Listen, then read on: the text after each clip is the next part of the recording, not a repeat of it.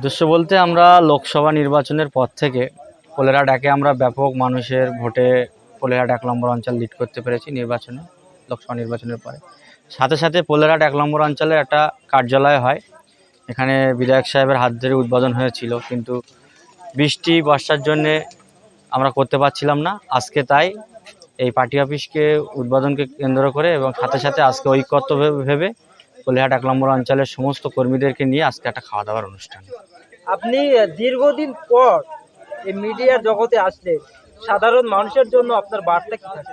না, দীর্ঘদিন বলতে ভুল, আমি মিডিয়ায় আসি, খুব বেশি আসতে চাই না। বার্তা বলতে আমরা যেভাবে দীর্ঘদিন ধরে আইএসএফের সঙ্গে কাজ করব, আগামী যে ২৬-এর বিধানসভা নির্বাচন হতে চলেছে, তার জন্যে আমরা যে গত লোকসভা নির্বাচনে যেভাবে তৃণমূল কংগ্রেস ভোট লুট করে আমাদেরকে ভাঙড়ের মাটিতে হার বলে সাধারণ মানুষের কাছে বার্তা দিতে চাইছে, সাধারণ মানুষের উদ্দেশ্য বলবো, আপনারা যে বিগত দিন আমাদের কয়েকটা নির্বাচনে আপনাদের মূল্যবান ভোট দিয়ে নওশাদ সিদ্দিকীর হাতকে শক্ত করেছেন, আগামী দিন 2026-এ শক্ত করবেন। আমরা সাধারণ কর্মীদেরকে বলবো, আপনারা মন মানসিকতা ভাঙবেন না, আপনারা আমাদের নওশাদ সিদ্দিকীর ভাইজানের প্রতি আস্থা ভরসা রাখবেন। আমরা আপনাদের সঙ্গে আছি, আপনাদের সঙ্গেই থাকব। আগামীতে ভাঙড়কে একটা সুস্থ সমাজ এবং সুস্থ ভাঙড় গড়ার লক্ষ্যে নওশাদ সিদ্দিকীর সাথেই আমরা ভাঙড়কে একটা মডেল করে তুলব। মূলত সামনে বিধানসভা নির্বাচনের জন্য কি তার আগে এই সংগঠন বাড়ানোর কাজ? হ্যাঁ, অবশ্যই আমাদের সংগঠন বাড়ানোর কাজ চলছে, কারণ এই যে 2 বছর চলে গেল, 21-এর পর থেকে 23-এর পঞ্চায়েত, 24-এর লোকসভা, আমরা এখনও পর্যন্ত আমাদের সংগঠনের 23-এর পর থেকে আমরা তেমন কিছু রদবদল করতে পারিনি। অনেক কর্মীদের ওপরে যে আমাদের ভরসা ছিল, আশা ছিল যে এই ছেলেটার উপরে আমরা ডিপেন্ড করলে আমাদের বুথে এই কাজ হবে, দেখা যাচ্ছে তার অনেকটা কাজের ঘাটতি হয়েছে। অনেক বুথে এরকম পাওয়া গেছে, আবার অনেকেই যারা দায়িত্ব ছিল না বা নিচে লেভেলের দায়িত্ব ছিল, তারা সক্রিয় ভূমিকা পালন করেছে।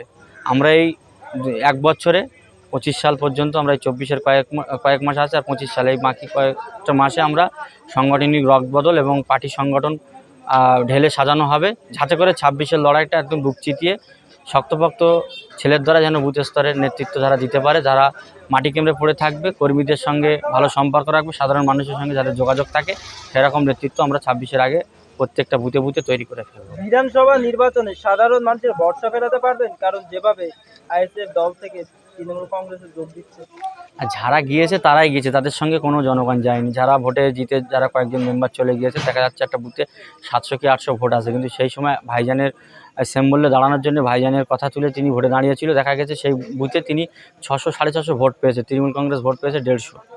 তাহলে সেই 650-700 মানুষকে তিনি নিয়ে যেতে পারেনি। তিনি ব্যক্তিগতভাবে তিনি তৃণমূল কংগ্রেসে চলে গিয়েছেন, তাঁর কেন এই দলে থেকে তিনি এলাকার কাজ করতে পারছেন না, নানান অভিযোগ করছেন।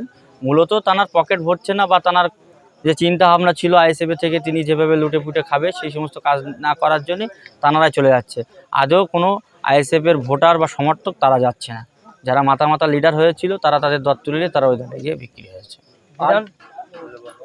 আরজিকর কাণ্ডে কালকে নবান্ন করা হবে, আপনাদের কি ভূমিকা থাকবে সেখানে? না, আমাদের কোনো ভূমিকা থাকবে না। আমরা আমাদের দক্ষিণ 24 পরগনা জেলা কমিটির ডাকে নওশাদ সিদ্দিকী ভাইজানের উপস্থিতিতে আগামীকাল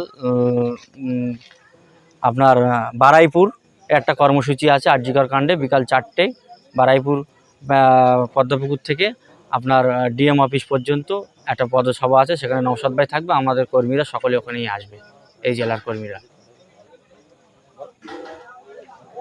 তাহলে কি ভাঙড়ে কি আইএসএফ কি দুর্বল হয়ে পড়েছে, যার জন্য সংগঠন বাড়ানোর কাজ চলছে? না, সংগঠন বাড়ানো না, সংগঠন তো আমাদের আছে, সংগঠনগুলো একটু করতে হবে, সেগুলো আমাদের কর্মীরা নিজেরা বসে সাজিয়ে নিচ্ছে। 26-এর আগে 25-এর আগে দেখা যাচ্ছে অনেকের ওপরে, আমি বললাম প্রথমেই, ডিপেন্ড করেছিল ছেলেটা আমাদের মাথা হলে কাজ করতে ভালো হবে, দেখা যাচ্ছে সে ব্যক্তিগত ব্যাপারে বা কোনো চাপে সে দুর্বল হয়ে পড়ছে। তাহলে সেই জায়গায় তো আমাদের নতুন ছেলে আনতে হবে, যার উপরে ভরসা করে আগামী 26-এর বিধানসভাটা লড়তে হবে। সেই সমস্ত কাজ আমাদের চলছে। তো 2026-এ কি মনে করছেন, তৃণমূলের পক্ষ থেকে এখানে বিধায়ক শওকত সাহেবকে ক্যান্ডিডেট করা হবে, তো সেই জায়গায় দাঁড়িয়ে কি আইএসএফ এখানে জিততে পারবে? এখানে দাঁড়াক, ভাঙড়ের মানুষ আপনারা জানেন নওশাদ সিদ্দিকীর প্রতি যে আশা ভরসা তারা রেখেছিলেন বা রাখছেন, দাঁড়াক। এখানে নওশাদ ভাই ক্যান্ডিডেট হচ্ছে 26-এ, নওশাদ ভাই ক্যান্ডিডেট হলে শওকত কেন, এখানে যে বাবুই আসুক, সব বাবু হেরে পরাজিত হয়ে এখান থেকে বাড়ি ফিরতে হবে, কারণ ভাঙড়ের মানুষ আইএসএফকে মনে প্রাণে গেঁথে নিয়েছে এবং নওশাদ ভাইকে গেঁথে নিয়েছে। এই যে রাতে এত আয়োজন, একটা মোটা অঙ্কের টাকা দরকার, সেই টাকাটা কি কোনো নেতারা দিয়েছে? না না, নেতা বলা ভুল, আমাদের সব কর্মীরা নিজেদের প্রচেষ্টায় সবাই কিছু কিছু করে দিয়ে এই খাওয়া দাওয়ার মূলত অনুষ্ঠান। এখানে কোনো তোলা বা কোনো প্রভাবশালী টাকা নিয়ে কোনো খাওয়া দাওয়ার ব্যবস্থা হয় না আমাদের আইএসএফের পার্টি থেকে।